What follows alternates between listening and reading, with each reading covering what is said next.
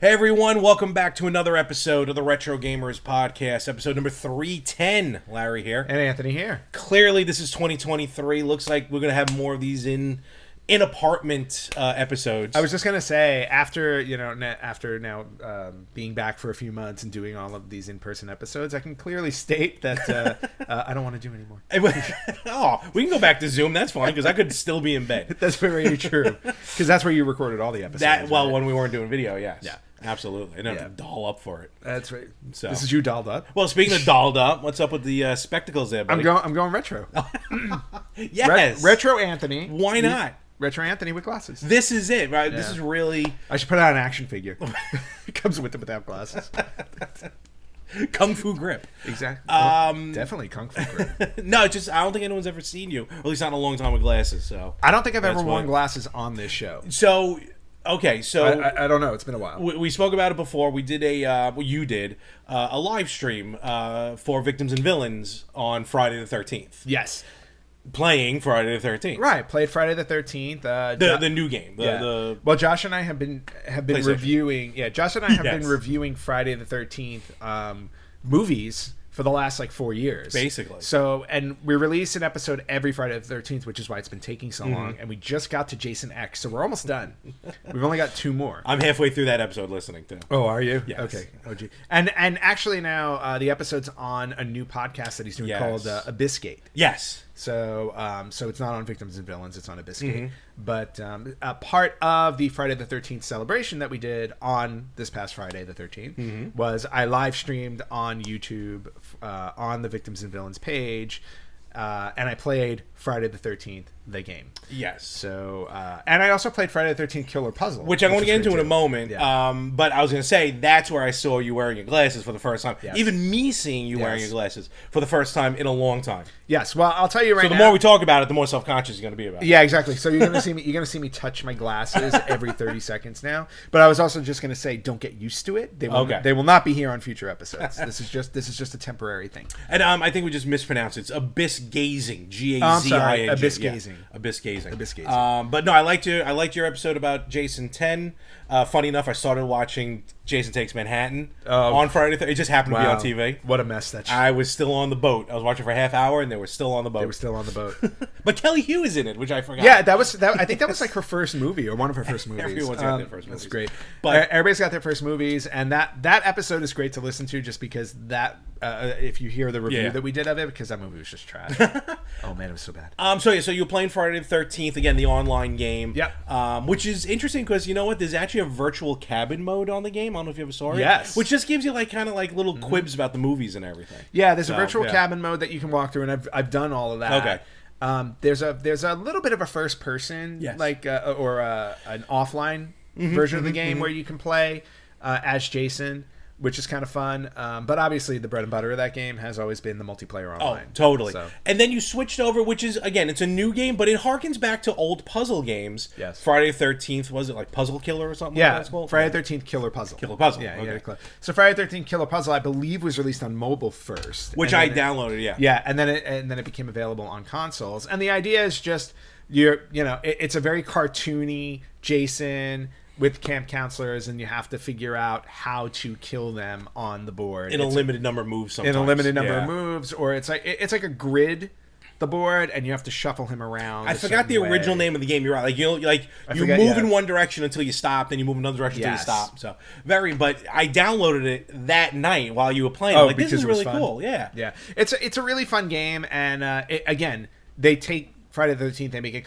very comedic with Jason, and they put him in different scenarios, he goes to prison, and as you unlock different levels, he kills people with weird weapons like a toilet brush, the book, an ice skate or a book.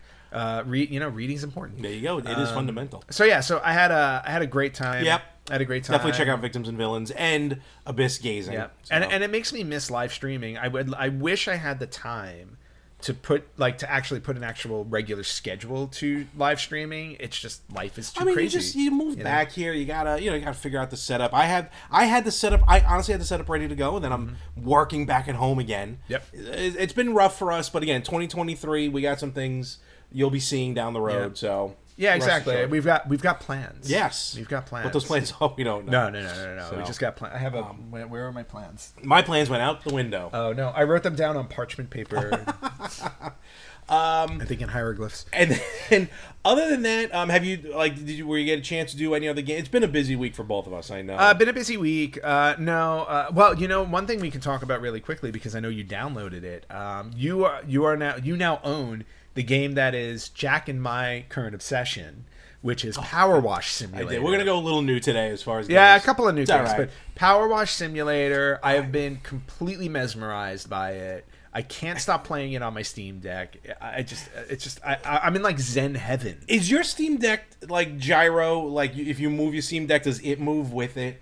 Because I have such trouble with using the joysticks for maybe just because I'm new to the game. Maybe. But I'm just like every time I move something, like it's going in the wrong direction that I want it to go. Or it goes too fast. So I got to get used to it. Yeah, you have to.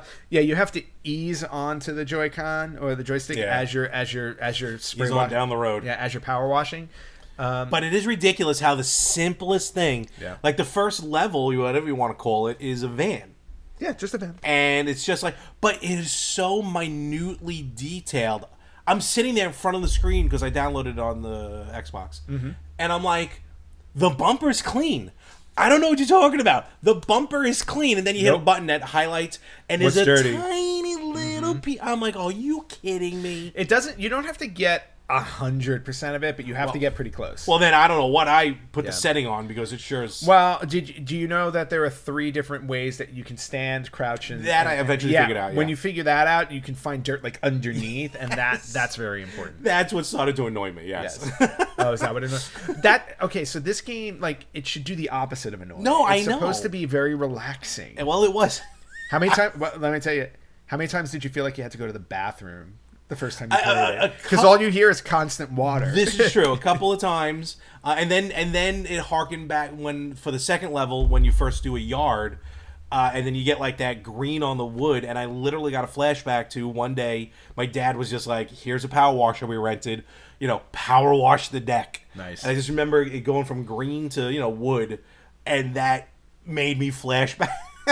So I had a moment. So you had Power Wash PTSD. I had a personal moment with the game. Wait, so you had PWTSD? Power Wash. Why not? Let's take it. I had to play Tetris immediately afterwards, so to calm me down. There you go. You should go in VR and do Tetris Connected. My God. They gotta have Power Washer in VR. It's the only way that would have made sense. That would be amazing. So, but now I'd never come out of my VR. I'd just be. It's like, what does he do? He power washed himself to death. Between Power Wash and Beat Saber, you'd never see me again. And then now this leads me to wonder, like, are we missing out on any of these other simulations? There are so many. Oh my God, there are so many. Like I said as a joke, there's Gas Station Simulator. There is. Where you just run a gas station. Yeah. Well, there is the it's not really a simulator, but it's what's it called? Arcade Paradise that came out recently. Yes. That like you build your old arcade, and I think they're they're not real arcade games, but they're arcade-like games. Yes. And I think they're all playable, but you can create your own. So that's like the closest I'll get to. But no, Power Washing Simulator, at least on Xbox, was interesting. Yeah. So and on the Steam Deck, it's great. Like I'm sure. having a blast. I'm in the middle of a power washing miniature golf course right now. Oh wait, did I start that? Was I? Oh no, we were doing it at Temple. Yes, we were. Yes, but they're outside of story mode because there's a story mode. There's a special mode where you can power wash things just separately, and there's like the Mars rover. There's a locomotive. There's a fountain. Mm-hmm. And then and I did those 3, and now I'm working on the miniature golf course, which has been fun. Do you find yourself playing? Because I treat this like with the Switch and even with the Wii U. Mm-hmm. Are you playing more the Steam Deck off deck or on the TV? On the TV. You do find yourself on the TV? I'm on the TV, but now when I travel, or at least the recent travel that I did last month, I brought the Steam Deck. Well, that's different. No, but I'm saying I brought the Steam Deck instead of the Switch. Oh, I got Normally I take the Switch with me. Now I took the Steam Deck. That's the new toy. Now you got to see what happens next time you travel. Which one you go with. But it's interesting that you play more on TV because I can only compare it to the Switch, and obviously Switch, I play a ton on the TV, but the Wii U, even living alone... Handheld. I played in the on the gamepad. That's which interesting. is I don't understand why I did that, but I did. No, beats So, me. yeah. I don't know. I mean, Wii U was always on my TV because I live alone, so I didn't have to worry So did about I, it. but Yeah. I don't know why I just grabbed it, and not like I had something else on TV. Well, you play more handheld stuff than I do, so you're used to handheld. I guess. Yeah, I mean that's I mean, the that kinda only makes way I sense. can explain it. But So Power Wash fun. Another game I just downloaded on the Steam Deck as well. There are a lot of board games. Like I'm a big board gamer. Yes, right. I'm yes. a huge board gamer. I know you are. As you can see by the board games right Yes, and even though you have any behind? No, that's a cereal box. So I'm a big board gamer. And they just released, I don't know if it's a beta release or if it's an official release. I think it's an official release because I paid for it. Must be. But they just released Munchkin. Yes, I was on just staring Steam, at that. Yeah. and I do have it over there. Yep. Munchkin is a super fun board game. If you've never played it, it's definitely worth checking out. And now that they have a digital version on Steam, even easier to play. You know what? You introduced me to Ticket to Ride like that. That's right. Did you have Ticket to Ride the board game, the physical board game? Yes, I do have the physical board game. Okay, because I remember downloading that on the Xbox 360. We played it multiplayer. Yep. And then it transferred to the Xbox One or even now Series X. And I've caught myself playing it a few times as well. And I remember watching there was a YouTube show starring a certain host from Star Trek Next Generation. Oh, your favorite. Which I refuse to mention his name. His name is Will Wheaton. And one of the first episodes I saw of his board game show, which thankfully is no longer on. I forgot what they called it. Probably tabletop. Like that. Was Ticket to Ride. Yeah. So I was like, oh. And it's funny, like the board games, and you can go back and mention, like, have you played Munchkin yet? On the digital? Yes, Okay. yeah, I did. Actually, Jack was here when I downloaded it, so we did a dry run of it. Plays really well. That's what I was going to say. Like the comparison. So this is something we can jump into out of nowhere. The comparison, because I remember when I was younger, like me and my friends, like we were playing physical Monopoly, like the board game Physical Monopoly, and then I forgot what happened, but I think we went to my friend's house and he had Monopoly. This is before you. This was like before high school. So, and he had Monopoly. Pretty sure it was on the NES. But what was interesting about it was you can what's the word I'm looking for? Customize the board. Yes. Literally to mirror the exact gameplay you left off at. Oh, nice. So what we did was we kind of took note of who had what, houses, hotels, where we were. Went to the NES game, literally customized it, and then just picked, because he didn't have the board game. And then we just played from there. And I always thought that was interesting. But how do you... Could have just bought the board game for $20. No, I know, but still, it was the 80s, so it was pretty cool. Or just bring your board game with you. But nevertheless, so we started doing it like that. How did you always feel about like transitions? Like, was there any like a board game that really stuck out to you as far as a transition going from the physical game to the digital? Because like the only ones I played were like Monopoly. Simple ones like Monopoly and Scrabble are what they are. Ticket to Ride is probably the most detailed one I did. Okay. I was gonna download Pandemic just to be ironic, but I just never got around to doing it. I played Pandemic. But so did we. Yeah, we played Pandemic. I played Pandemic for a while on my phone. I have Pandemic on my phone. Okay. The game. No, I think the more complicated a board game is, actually, the better playing a digital version is, because of I can see that because of setup time and all that stuff. Understand that. So a perfect example, like Munchkin, there's math involved. Yeah, that's why I don't like it. And it's ongoing changing math. Mm-hmm. So I can see you getting very frustrated playing Munchkin. Okay, so. But even with me, it's like if you don't have like a special they have an app for it. They have apps for a lot of games now. So they have an app called the Munchkin Counter, so you can keep track of it. Where was that when I played? I don't know. I didn't bring it up. Okay, fair enough. But they have a Munchkin Counter. But now on the digital version, obviously everything's automatic. Yeah. So it keeps track of everything, makes it much easier to play. Biggest gripe with it, though, it's a gripe I have with most board games that they make digitally. Online couch multiplayer, non-existent. Interesting. Yeah. So not online couch, just couch multiplayer. No. There's online multiplayer. Sorry, there's online. There's online multiplayer. Well, I spoke out of turn. There's online multiplayer, but there's no couch multiplayer. So like Jack was here, and I'm like, oh, let's hook up 2 controllers and play. Can't do it. But but don't you have your own set of cards and everything that you have to keep private? Mm-hmm.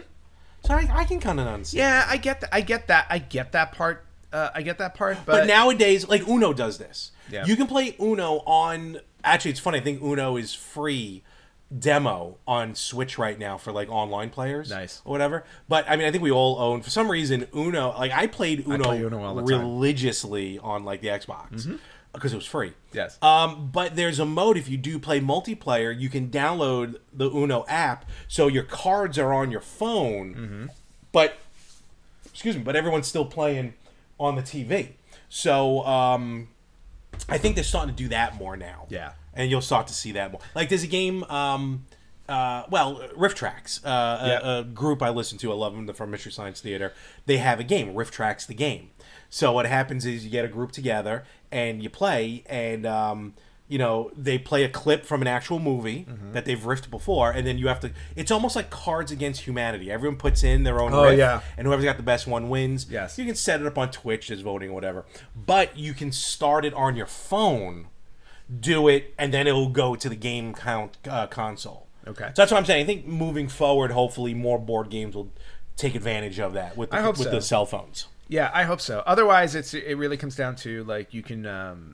It's just all online. Exactly. It's just all online stuff. I think Clue does that as well. Clue, where you can play in person and and you can look at your cards on your phone. Like you download an app for it. You're right. And I'm even trying to think back like to the original Clue games, like on NES and Super NES.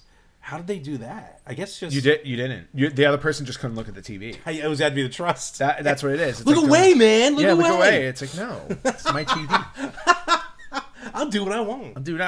So, but all right. Well, there was a tangent I wasn't expecting. And to finish off on that, normally we talk about what we've bought, and since we've been talking about board games, I actually picked up a couple of board games. This is interesting. Recently, okay, that are video game related. Oh, all right, even better. So first off, I'm very curious about how this actually plays out. Ooh. But I got Tetris. The board there you game. Go. So it's 2 to 4. It's 2 to 4 players. It's head to head, and everybody gets their own board. That's pretty interesting. I don't know if you can see that. Yeah, there you go. Yeah. There you go. Let me take a look. Yeah, so everybody gets their own board, and there are cards that tell you what pieces are coming next, and then you have to drop it in. That's pretty cool. Yeah. So so I thought that was fun. I don't know exactly how you win. Usually, so I remember years ago seeing a Tetris board game. Yes. Maybe like the first one. That wasn't as detailed as this. It was all just on flat cards. Yep. But usually the board game idea is to fill in the pieces. Yes. I've always found that. Board game, fill your thing. The video game, get rid of the lines. Yes. So it's interesting to see like how you do it. Build up your matrix to score points by completing horizontal rows and racing to fulfill special challenges for bonus points. So the pieces don't fall out. Imagine if they did. It would be well. I thought maybe what would happen is that you could slide them out as they make lines, but no, it's about doing certain things. Yeah. So it's a strategy game. So anyway, really cool. Looking forward to playing. Yeah, this. no, that's cool. And then the other one that I got, again. This was a game I had as a kid. Absolutely loved it. Now they made a new version of it. I'm curious to see if it plays the same way or not. But we're talking about Pac-Man, the board game. So again, and it's a physical board, and it has the pellets on it, and the ghosts are going around and stuff. I can't remember what the original one was like. The original, if I remember correctly, the original one. Now, if you look really closely, they're little pegs on the board. The original one, they were little white marbles. Yes, and there was just like a slot to drop them in, so they would stay still. Right. This one actually, it's pegs, and I believe as Pac-Man goes over them, he collects the pegs. Okay, like so or he presses them down, one or the other. Something like that. Yeah, he does something like that. So, and obviously, one person plays as Pac-Man, and obviously he has to eat all the dots. Everybody else plays as the ghost that tries to get you. That's cool. So it's a 1v4. It can be a 1v4 game, which is really fun. So all right, very cool. So up to 5, right? Up to 5 players. That would have to be. Should be. Yeah, I don't know. So players 2 to 5, and age 10 and up. So we qualify for this. So I'm good. Another fun game that we should. Yes. No. Absolutely. Play one of these days. Yeah. I always found it fun. Like it's one thing to go from a board game to a video game. That makes sense. But to go to a video game to a board game, I still never like. There was a Super Mario Brothers board game. Yep. There, a Donkey Kong board game. There's a Donkey Kong Jenga. There was a Zelda board game.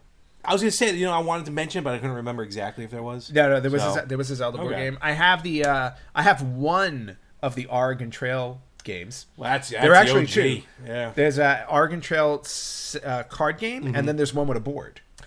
So very, very cool stuff. All right.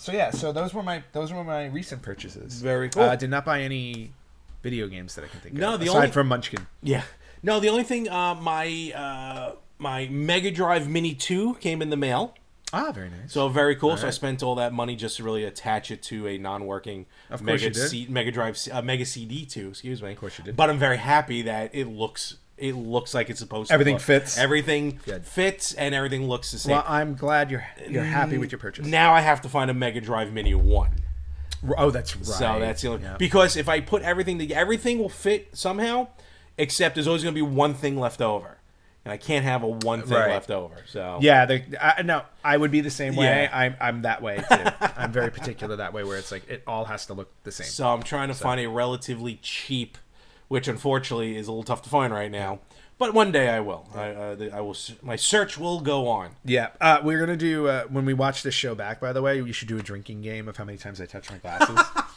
I keep thinking you're gonna take them off. I want to. I really want to. Like I'm not used to wearing them, and they're just uncomfortable. They're generally uncomfortable. But if I take them off, I'm blind. So You'll be bumping into everything. yeah, exactly. Like I'll just crack my head on the microphone. Just pass out. Yeah, why not? But anyway, let's transition on. Yes, why not? To the rest of our show. Let's do it. And the big thing that I wanted to talk about today was that we have a very special retro birthday. Yes, I think that's pretty cool. We have a very special Yes. special retro birthday this week. It's a game that I remember playing that was absolutely like monumental and solidified the power of the PlayStation 1. In my Agreed. opinion. Really did. We're talking about this week is the 25th anniversary of Resident Evil 2. Yes, my gosh. 25 years ago, Resident Evil 2 came out. And I just remember picking up the game because Resident Evil, the first one, to me, like kind of changed my life because I'm like, oh my God, it's a horror game. Yeah. Because I was a big, I'm a Yep, big horror movie fan. So when that game came out, horror game, I was all in, loved it right from the get-go. That first dog that jumps through the window. Still gets me. remember that. Whether it's a PlayStation 1, the GameCube, the Yep. Xbox remake. But no, I still remember when I played it. I remember because like I had a very growing up, I had a small bedroom. You did have I had a small- very. It was Yeah. basically a closet. It really was. It was like a walk-in closet. But I had a very small bedroom, and I remember going in there with Resident Evil, shutting the lights off because I'm like, ooh, it's a horror game. Putting it on my TV. And that dog jumping through the window made me jump out of my skin. I was like, wow. I was like, okay. Done. And then I was all in. I was all in. Unplug from the there. system, throw it out the window. Yeah, I was all in from there. But Resident Evil 2, then when Resident Evil 2 came out, I was like, well, how are they going to up, what they did in the first one? Well, first off, 2 discs, Yes. right? It was a two disc set, which already it already doubled what you had before. Literally. But you got to play as 2 different characters. Yes. Granted, you were able to do that on the first one. You could play as Chris or Jill, Chris Redfield or Jill Valentine. On the second one, though, you had Rebecca. Was it Rebecca? Oh, not Claire, right? Or Claire. I'm sorry, it was Claire. Claire Redfield. And it was Leon Kennedy. Yes. Leon Kennedy. But the thing was, like, each disc was the different person. So each one had their own. I think it was each one had. I don't that because you know why? Because here's the may be problem. No, remembering here's the wrong. problem. When we think back on these things, right? Yeah, I we do always remember remember. No, we do, but both do it. We remember the discs, but since then, with the advent of Virtual Console. Yeah. And the None not of that even the exists remakes. anymore. No, you're right. It just seamlessly goes. Yeah. So it's hard to remember at that point. So Larry's looking it up. So I'm just going to double check it as far as gameplay and everything like that. Yeah, but I just remember playing both of the game, the second game, and just absolutely loving it. Like if you didn't love the first Resident Evil, because it was slow, it was a little glitchy and everything. Yeah, oh, yeah. Like I feel like Resident Evil 2, they fixed a lot of issues that the first one had, and it was just a beautiful game to run through. And I'm sure a lot of people today, they've picked up. If you haven't played the original one, you've probably picked up the remake. 100%. which And came out, and the remake is beautiful. remake is ridiculously gorgeous. Absolutely beautiful. But there's, but obviously playing the original at the time of release in 1998 was just an absolute like amazing experience. And you said what system did you play it on? The PS1. Okay, yeah. Because It came out on a lot of different things. Yeah, it came out on a lot of stuff, but the PS1 is, I think, where it started. Yes, and then what happened was it went to... Now, I had it on... Actually, I had the N64 version. That's right. Eventually came out on N64. Yep. There was a Dreamcast version, which was pretty cool because it really took advantage of the VMU, because depending on with the character, it gave you basically your character's health was on the VMU. It showed, I think, like what the character looked like at that point. Yes. What was also interesting was the first re-release was a Dual Shock version on the PlayStation, because the original game did not support the Dual Shock. Right. So you didn't get the feedback. So when they re-released it, they added the feedback, and I remember that being really big on PlayStation. It's like, oh, they can redo these games, but now add for the controller, because I think the analog stick was fairly new at that point as well, because the analog stick was not released originally with the Xbox. The PlayStation. No, it wasn't. So, yeah, because when you played, I remember when I played Resident Evil 1, it was just the D-pad. Yeah. So, but yeah, so but I played the N64 version. I definitely remember the N64 version. Probably, well, I didn't have PlayStation at first, but also I don't know how I would have dealt with 2 discs. Luckily, they were able to crunch it into the 1 pack. And the N64 version not as good as the PlayStation version, but again, that's just how I remember it. Yeah. So. Well, and that's why yours was kind of seamless. Yes, so yours was a seamless experience. Mine wasn't. At some point, I had to put in disc. But I did get alternate costumes. I got to adjust the degree of violence. If I didn't want as much of a violent game. Change the blood color. Pretty much stuff that Nintendo was doing. Yes. To try and ease it. And I will say, after Resident Evil 2, like when we got to 3, when we got to Nemesis and Code Veronica, I played those on the Dreamcast. Yep. And on the Dreamcast, they looked amazing. Oh, totally. They absolutely looked amazing. But Resident Evil 2, definitely one of my favorite games on the PlayStation 1, no question.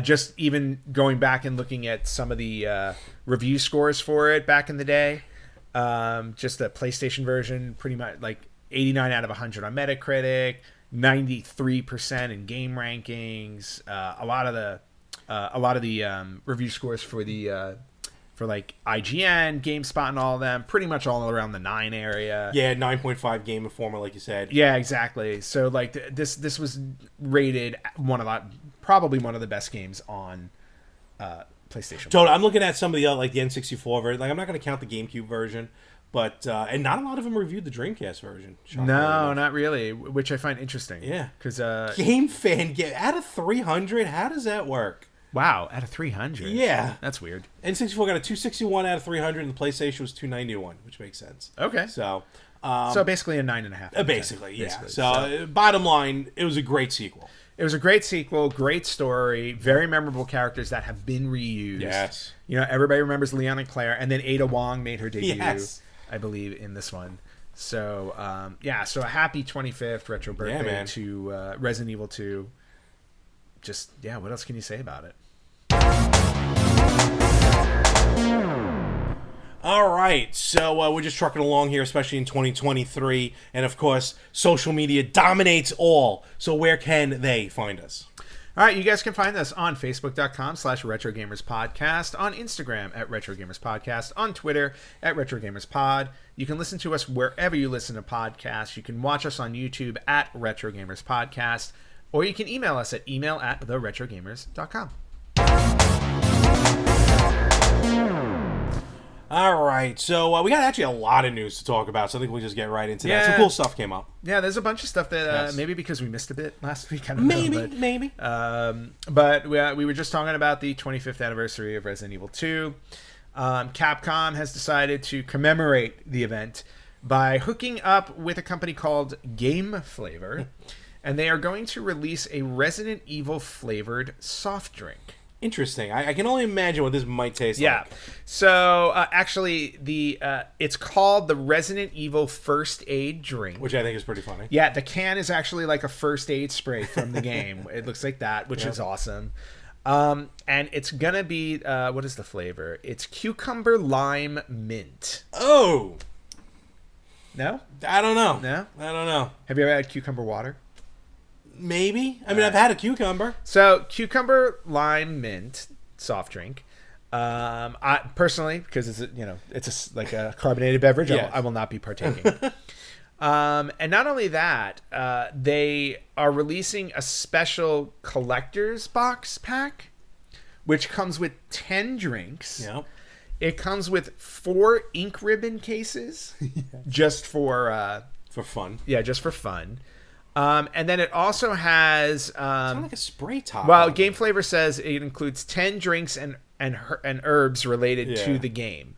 Don't know what the herbs are, and I'm not judging. But anyway, it's a huge box. Mm-hmm. It's a very huge box, Resident Evil themed. They're making 4,750 of them. I'm trying to figure out that number. I was trying to figure out the number too. I'm not 100% Yeah. sure what that means. I feel like there might be like a max. There's also thing. there's a certificate of authenticity in the box, a recipe book for non-alcoholic drinks, and an art book. That's interesting. So it's currently up for pre-sale. Mm-hmm. It's costing $215, That's okay. and will be coming out Q3 2023. Third quarter. Yeah. That's- So if you want a Resident Evil first aid drink, you can go pre-order that now. If you have $200 that you want to drop, hey, huge Resident Evil 10 fans. cans of soda, yeah. On 10, right, but you get a whole bunch of other stuff. No, you too, do. so. You do. But still, that's interesting. Yeah, it's the only way you can buy the drink. So you have to buy the collector's box. All right. I guarantee you they'll sell out. 100%. There's no question. Don't get me wrong. I mean, there are plenty. I spent more money on less stuff. That's very true. There are plenty of Uber fans out there. so that would be the Resident Evil. Moving on to another bit of news, which my little I news. think that was just. There it is. Super Mario Brothers, right? Everybody Yeah. knows the 8-bit game, right? The original 8-bit of game, course. totally iconic. Larry, you've bought it like how many times? Multiple times over multiple Nintendo systems. Yeah, probably about 30 or 40 times. I think. Reality, probably about 12. Okay, so So. about 30 or 40 times. Because when anything Larry says he does, just multiply it by 3. No, I can probably. How much did you spend on that, Larry? $5? No, it's more like 15. That's just because I don't want people to know. Exactly. Certain people. Well, your credit card company knows. They know. They definitely know.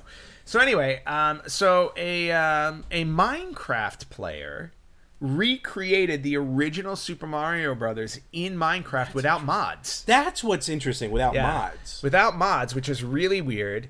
The designer's name is Clouser Lightstar on Reddit. So Clouser, Clouser hyphen Lightstar. Lightstar. And there's a video that he created showcasing how he did Super Mario Brothers in Minecraft. It's a 1-to-1 scale ratio too. Yep. Good lord. So you can go in and you can just play. Very interesting. Okay. So for those Minecraft players out there who do not have Super Mario Brothers, I don't know who those people would be.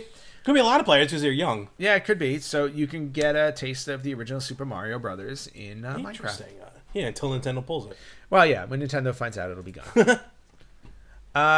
Okay, what is happening here? Next bit of news. And I know this is all you.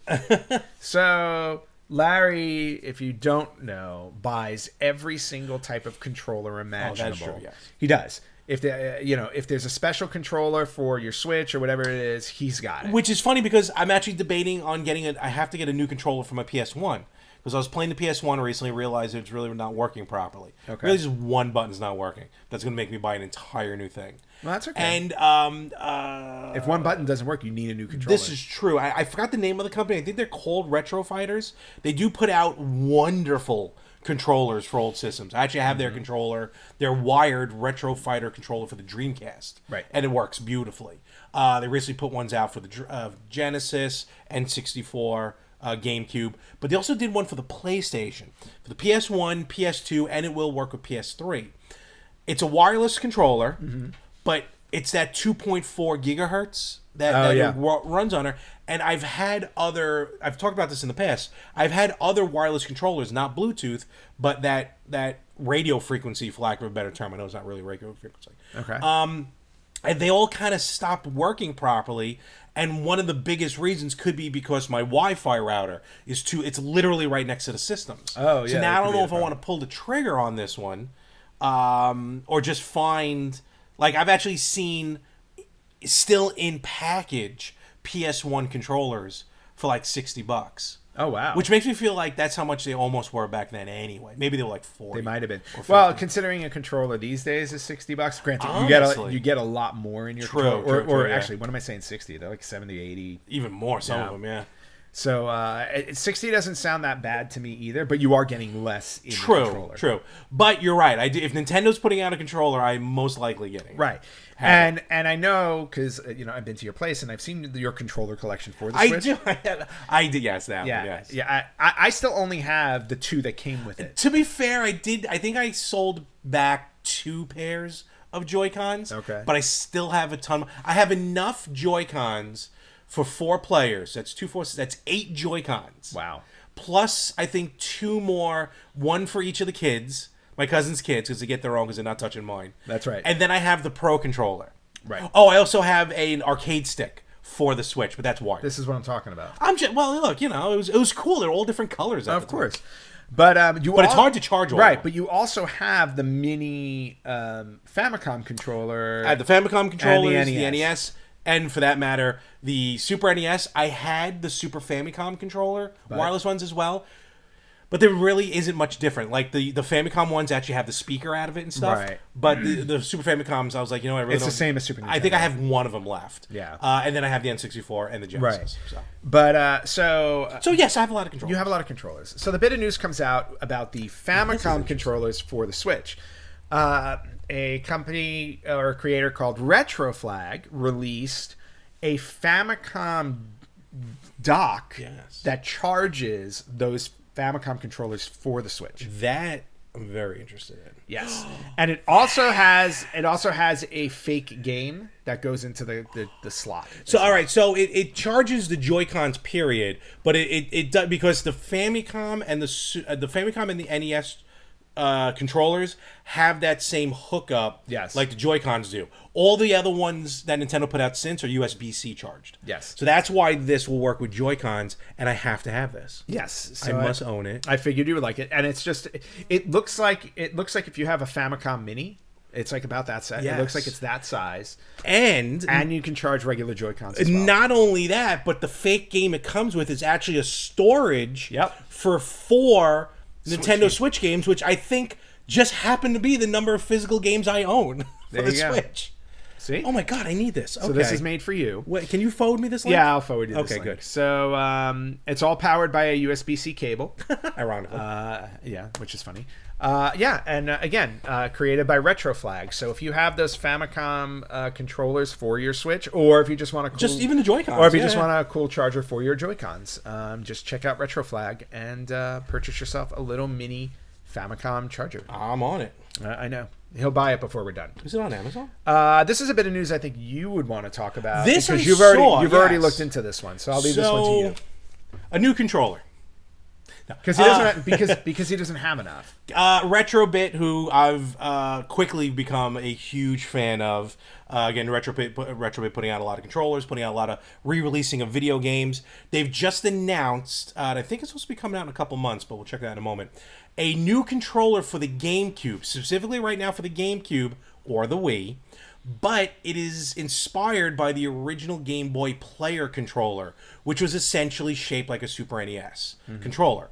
So you're getting a GameCube controller shaped like a Super NES, still with the layouts of the GameCube buttons. Keep that in mind. Short of the yellow C stick. buttons. Now, what's cool about this is the D-pad on this controller from Retrobit, you can swap out to be either the analog stick or the C buttons. Oh, that's cool. So you can map it a bit. But it's really designed... Yeah, you're going to get people out there to play regular GameCube games and Wii games with this. Yeah. But it's really there for those few of you who are still struggling along with the Game Boy player. Play. Yeah, because I was going to say you can't play a GameCube game with it because you need the C buttons. It's tough. Trust me, I'm sure Yeah. it's doable, but you're right. You do need C buttons. So this is really just for the Game Boy player, with some great games. You were able to play Game Boy Color, and Game Boy Advance games for the first time on the television. It's called the Legacy GC wired controller. It's compatible again with the GameCube and Wii. It's a 10-foot cable length, which I don't know why I didn't think about that then. Has turbo functionality, coming in colors black or that gorgeous GameCube purple. Yes. $20. It's going to ship for. Oh, it actually ships later this month. So later January, let's say maybe early February. There you go. And of course, everyone's like, oh, this is awesome if you have a GameCube or a Wii. Retrobit has kind of hinted we might be putting out a USB version. Nice. So if that's the case, that's a game changer because I might end up getting this. You're going to buy both? No, only because I don't really use my Game Boy Player anymore. Oh, okay. And if I do, I hook it up to my.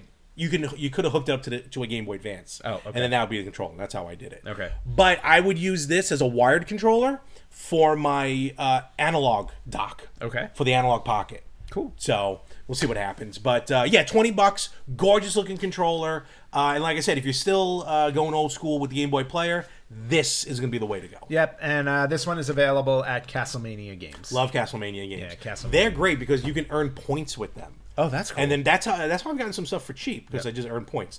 This is interesting. Yeah, moving on to another thing. This is interesting. So now the Nintendo Wii U and the 3DS, yes. Nintendo announced that they're going to be closing the Wii U and 3DS eShops this March. Oh, so sad. Yeah, and there are so many games on there that are literally just going to disappear.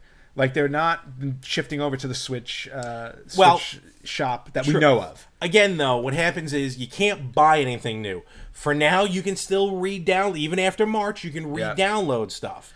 But you can't buy anything. You can't buy, yes. They've shut down the purchasing option last year. So. Right. So, this one indie developer who created games on the Wii U and the 3DS eShops, he decided that since his games are no longer going to be available for anybody to buy, because I don't know if it's like a rights thing with Nintendo, like they own them specifically, or like you can't offer them elsewhere. I said, well, if they shut... No. The whole idea is that the thing's just shutting down, period. Yeah, so that before it shuts down, this indie designer and publisher, Mark Anime Studios, is now giving away codes every day for 2 of their Wii U games until it's no longer possible to redeem codes in the eShop. I gotta get to work on this. Yep, so the 2 games up for grabs are El Silla, or Sia? El Silla, S-I-L-L-A. El Silla and Pad of Time. Pad of Time sounds familiar. You know, and here's the thing. The codes go to whoever redeems it first. Oh, forget that. That's the problem. So these are already done. Yeah, so you have to be the first one. But he said he's going to do it every day. Still. So if you keep on top of it every day, you could get lucky and download his games for free. So just something to look out for. Right. Again, his name is Mark Anime. One word. At Mark Anime. Yep, at Mark Anime. Mark Anime Studios. Yep. So if you want... I was going to say, I saw codes. I'm like, how is it going to be the same code for everybody? It's not. Yeah, I never went on those. Okay. That's okay. But you never know. Like if you're up I know. If you're up at midnight and you're the first person. But it's never my midnight. Yes. It's never Eastern. Yes. Moving on to another... This is interesting. This is a fun bit of And news. I just saw something like this where I'm like, I can't believe they posted that. Well, the first thing, one thing that happened, Pokemon released a video this week. Mm-hmm. Showcasing all 1009. I tried watching that video. Pokemon. I'm not gonna lie. It's a bear. It's not bad. It's interesting to watch. No, it's a bear. Oh, I said it's a bear to watch. It's a lot to watch. Not it's bad. I think you meant there was an actual. I figured one of the Pokemon was a bear. Wouldn't surprise me. Yeah. I don't know the Pokemon. At this point. I don't know the Pokemon that well. So, but anyway, it's a bear of a video to watch. All 1000. It's a lot to the senses. Yes. But that's not the video I want to talk about. Okay. The video I want to talk about is a video that got uploaded onto the official Pokemon TikTok page. Yes. And it shows Pikachu, costume character Pikachu, dancing around whoever this other Pokemon is. Lucario, excuse me. Lucario. But the video is playing the song If You're Happy and You Know It, Clap Your Hands, with a bunch of curse words in between the words. Yes, it's the uncensored version of If You're Happy to Know It, Clap Your MF hands. Yes. Which is played a lot on TikTok. If you're I'm not a sensitive, TikTok guy. no, but I'm saying if you're concerned about language in music, TikTok alone is terrible. Okay. I mean, they use every song that could offend everyone. I mean, I'm not really offendable, but even I'm like, I can't believe they had these songs playing. Yeah. But It's this just is nuts. one of them. Yeah. Well, maybe this was a thing like that went viral on TikTok with this song, and so It's just one of those TikTok songs. things. So somebody managed to post this on the official Pokemon TikTok page. Don't know who it is, no idea who it is, but they managed to post it on Friday. It got pulled down, but obviously since it was up there for a certain amount of time, it's very easy to find. It's there forever. So we are not going to play it on the show because we are PG. If you're on TikTok, you know exactly. It sounds like Busta Rhymes Yes. is singing it. So Yeah. So check that out if you wanna hear. yes. If you want to clap your MF in hands. If you want to clap your MF in hands to a dancing Pikachu. I'm in. Now, a few more bits of news that we're going through. Simpsons Hit and Run, Yes. right? Basically the Simpsons version of Grand Theft Auto. Yes. Basically. No. Yes. Yes. I always get that and Road Rage mixed up with Crazy Taxi. Road Rage is the Crazy Yes, Taxi yes. version. Hit and Run was kind of GTA, the yeah. GTA version of Simpsons. So This I thought was very cool. yeah, this was just kind of random. So Disney, because Disney owns the Simpsons now, so they own the Yeah. rights to all the games. Disney released the soundtrack for Simpsons Hit and Run on Spotify and Apple Music. Yeah, and actually, just driving over here, I downloaded it and I listened to it on Apple. And it's nothing, it's not like any of the other Simpsons soundtracks, which is all music from the shows, which some of them, at least the early episodes, are. Right. Canyon Arrow is the best one. But this is just the music from the game, and listening to it, especially their version of the Simpsons theme song, I definitely got some flashbacks to missions and everything on Hit and Run. But just the fact that Disney even found, like, someone found this and was like, well, maybe we could make a few bucks off of this. Why not? Like, literally, they'll probably get $7 in total. But the fact that they put it up is just really cool. So it was pretty sweet to see, and it came out of nowhere. Okay. Yeah. It's just... I didn't realize you downloaded it already. That was fast. Well, I mean, it's on. I subscribe to Apple Music, so I just hit one button okay. and it streams. So There you go. yeah, I didn't buy That's it. simple. technically- So if you're a fan of Simpsons Hit and Run, and specifically the music in Simpsons Hit and Yeah. Run, you can now listen to it on Spotify and Apple Music. Yeah, so again, hopefully there'll be some other some obscure music, because Spotify, like Sega's done that. Sega has put a lot of soundtracks on Spotify. Yes. And in fact, for a long time, that was the only spot you can listen to the original Sonic Boom song. So hopefully we'll see maybe Disney do that with some other albums. Wouldn't surprise me. Yeah. Disney loves to do that stuff. Yes, they do. Right? The Disney Vault Yes, the vault. It'll go back in the vault eventually, though. for 5 years. All right, so now we're going to move on to some Zelda news. And A there lot were- of Zelda there was a news, lot of yeah. Zelda news this week. This A one. lot of retro Zelda news. Yes. This one you actually brought up when you first when you Yes. first came over today. So I'll have you talk to this one as well.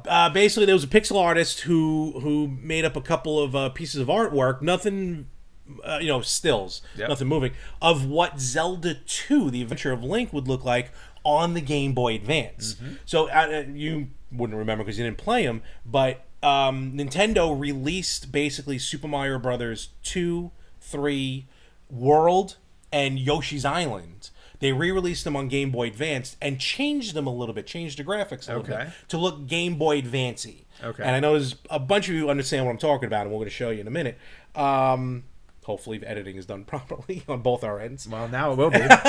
But this pixel artist, Hut at what is that?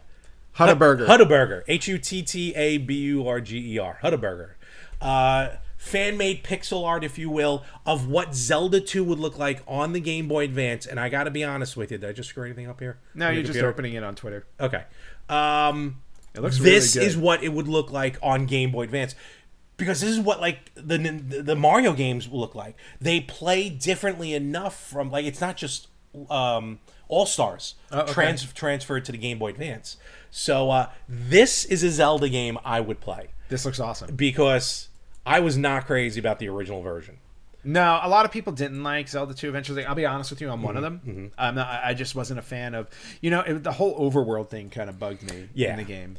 There's no it was overworld- it was a little RPG-ish. That's probably Yeah. what turned people off. And he only did 3 scenes of actual like gameplay, not the overworld part. But still, this is definitely Game Boy Advance. Yes. And I would absolutely play this in a heartbeat. Yeah, and unfortunately, it's not something that's ever going to come out. No. Because Game Boy Advance is long in the past. True, but they can do it. For Although, with what they did to Link's Awakening on the Switch, I would love to see a version. Oh my gosh! I would absolutely. love to see even the original Zelda and Zelda Absolutely. 2 in that format. Absolutely. Yeah. So check that out, though. Hutterberger has got some really cool stuff, and that's a game I definitely would want to play. Yes. And then speaking of that, there is another person. I don't know if you saw this. This I didn't see. No. So another. This is an anime. So you're talking about still images on the Game Boy Advance. This person, his name is Parker Simmons. He's an animator, and what he did was, he took the Legend of Zelda: Link to the Past manual. In the manual, there are stills, right? There's some great stills. Yeah, there's some really beautiful stills of Link. And what he did was he took one of the stills and he created an animation out of it. Which is pretty cool. Like a very short. Yeah, very short, 3 seconds. He just showed, like, this is what it would look like as an animation of Link fighting the Staphlos. Yeah. And, you know, if you look at it, again, it's something he posted on Twitter. Oh, my gosh. Yeah, he actually shows... It looks like that something... looks amazing. It looks better than the cartoon. 100%. Better than the 100%. cartoon from the 80s. So if they did a cartoon in this style, I would watch it. Totally watch it. Dare you mock the 80s cartoon. Oh, it was great. That was fantastic. Excuse me, Larry. He was always getting after Zelda. Yes. She wanted nothing to do with it. No, she had no interest in him. And to be honest with you, she was right. She was absolutely right. He was a bit nerdy. That version of Link was terrible. That was a tough one. But yeah, so this animator, it's worth checking out. Just looks really, really cool. Mm-hmm. And then, speaking of the Zelda show. Yes. This was a funny bit of news. So one of the cartoon writers for that show did an interview. And basically what he said was, they had to create 2 episodes a week. He had to create 2 episodes a week. This is the writer-editor, Bob Forward, his name is. Story editor and writer of the show. They did 13 episodes of Legend of Zelda. That was tacked on to the Super Mario Brothers Super Show. Every Friday. Every Friday, you got a Zelda cartoon. Yep. And this guy was responsible for editing and writing them. And what happened was, as he was doing them to come up with more concepts and ideas for the show, he decided to outsource the episodes. Why not? To his sister. So he actually had his sister write up episodes for the show. Her name was Eve Forward. Would write up an episodes or come up with an episode to the show. Worked on the franchise Bible, you know, which told you about the story of the show. Okay. And he even asked his mom to pitch stories for the show. Ma, so, I need to write an episode. Basically, it's very, very Cartman-like. Can you please? So this interview with Bob Forward, it was just really interesting to hear how he worked on the cartoon and how he got his family involved in it, because it was just really funny. Because his sister at the time was only like 16 years old. So he's like, hey, child labor. Free child labor. So it was funny because he also said that, like, he didn't play video games at the time. I love when people take on projects like this and they have no idea. He didn't play video games at the time. His sons were playing the video games at the time, and I guess his younger sister knew enough about it, so that's why he started. You think he wouldn't hire his kids? I would have asked. Or make his kids. Just make his kids. Yeah, do just it. do them, man. True child. That's probably where we got. Well, excuse me. Absolutely. Let's not go back to that one. Anyway, just a little bit of fun news from the Zelda cartoon in the 80s. Last bit of news, also Zelda related, and this was fun. This is interesting. Yes. So recently, I think it was last year, somebody showed a version of Ocarina of Time in VR, and it was beautiful. So now we got a new version, thanks to the Labo. I don't know who the Labo is, but Labo created a VR version of the original NES Legend of Zelda. This is interesting. So it looks like a Doom. It's a Doom mod. It's basically, They basically put Legend of Zelda, the NES Legend of Zelda, in Doom. I can see the Doom. I'm staring at a what the oh my god, what Octorok. Yes, thank you. And I can kind of see a Doom, like one of the Doom enemies. Yeah, it's in one of the Doom Octorok. enemies coming in. Yes. So they named the video The Legend of Doom. That is phenomenal. You can play it on your Quest VR headset if you have it. I do not. I don't have Quest VR either. But it was shared on Twitter. You can watch it on YouTube, but just an original NES Legend of Zelda in VR, it just looks funky. I like the trees. The trees look pretty interesting. Yeah. The trees look kind of cool. Even though it's a sideways one. That's how I would envision trees. Exactly. So, but it just looks really cool. That's a tree in front of him, I think. Oh, that might be. Either that or he's very happy. Link. Or I don't know. How dare you? I don't know what that is. But anyway, if you want to see the original Legend of Zelda in VR, you can look that up. It's on Twitter and YouTube. And I think that closes us off for retro news. That was a lot of retro Why news. not? And you know what? Let's bring this one into port. Yes. A lot of cool stuff. Oh my god, I need that. Yes. A lot of cool stuff. And one more time, where can they comment and reach out to us and let us know what they're thinking? Well, you guys can do all of those things on Facebook.com/RetroGamersPodcast, on Instagram @RetroGamersPodcast, on Twitter @RetroGamersPod. You can listen to us wherever you listen to podcasts. You can watch us on YouTube @RetroGamersPodcast, and you can email us at email@theretrogamers.com. Yes, and with that, folks, again, we got a lot pegged for 2023, and just ready to go with it. In the meantime, we're going to wrap it up here. I think we're going to wrap it up. I'm taking my glasses off. That's it. Now I got to hit the stop button. Where are you? Folks, we're going to catch you everywhere next week on the Retro Gamers Podcast. Don't touch that. I'm blind.